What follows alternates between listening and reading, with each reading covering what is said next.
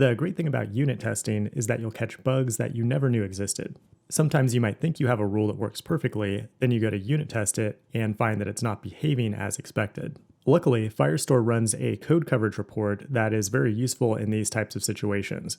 Each time you run your test, this report will be regenerated, and it works kind of like a stack trace for the rules code itself. To make this report easier to understand, I would generally recommend isolating the problematic test, which you can do in Jest by calling test.only, so only that one test will run. After you run the test suite, you can access the code coverage report using the URL here. Just replace it with your project ID. When you open the report, you should see your code there, along with each expression underlined. When you highlight over a line, it will tell you exactly how many times that code ran and what it returned.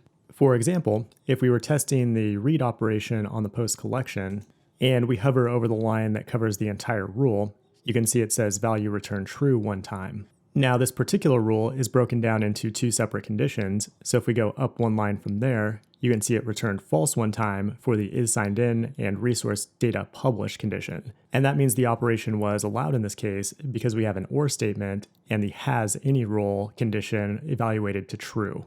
That's really useful for debugging because if we weren't expecting that to evaluate to true, then we know exactly which line of code was the problem. And you can continue to drill down deeper as far as you need until you identify the source of the problem.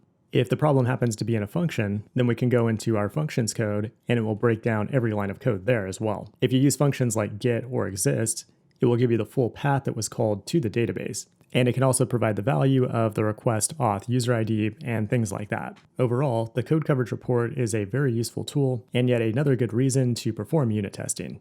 And with that, we've reached the end of the course. If you have any questions, please reach out directly to me on Slack. I would love to get your feedback or ideas for any additional topics that we might want to add to this course in the future. Thanks for being a pro member, and I will see you next time.